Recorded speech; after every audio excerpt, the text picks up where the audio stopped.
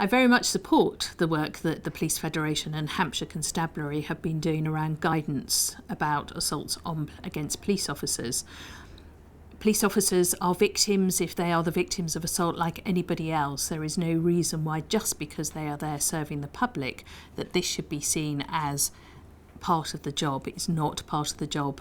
The CPS guidance makes it very clear, as indeed does the Code for Crown Prosecutors, that assaults against public servants, like police officers who are serving the public doing their duty, should be taken seriously, and if we have sufficient evidence, it is more likely to be in the public interest to prosecute these cases. So I applaud the guidance which encourages officers to make sure that the strongest evidence is obtained and is given to the CPS so that we can then consider charges. There are over 23,000 assaults on police officers every year, and that's far, far too many in my mind. A few weeks ago, I was helping to judge the Bravery Awards with Federation colleagues, and it struck me, when officers are doing their duty in all different sorts of ways, how frequently that can end in injury, and some very serious injuries. And it's really important that police chiefs support officers.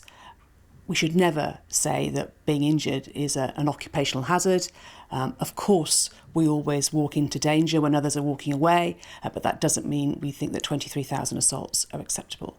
And as chiefs, we have a responsibility to ensure that officers are equipped properly to protect them. But we also have a responsibility to ensure that if they are assaulted, that they get the right sort of support from the force, and that we do our very best to make sure the perpetrators are prosecuted. That's why last July, John Apter, the chair of the Federation in Hampshire, came along to Chief Constable's Council and told us of what he was doing in his force with his chief, Andy Marsh at the time, to focus on this issue, to make sure the force knew exactly who was being assaulted, what sort of support could be given, and say quite clearly to everybody, we care about you and we're going to take this seriously. He talked about the Hampshire 7-point plan, and I am really pleased to hear that one of the people in the audience was the Met Commissioner, and he went away and said, we're going to do this. The Met had slightly changed it. They've got an 8-point plan, but still it's the very same sort of thing about saying this is really important, and as chiefs we're going to work with you.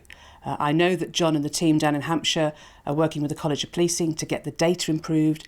I say we've got 23,000 assaults. Actually, we think it's probably more than that. It's important we understand the problem, but really important that police chiefs work with the Federation to protect officers and to make sure that when they are injured, they receive the best possible support. And may I say at the end, well done to John Apter for raising this issue nationally and all the sterling work that he's doing.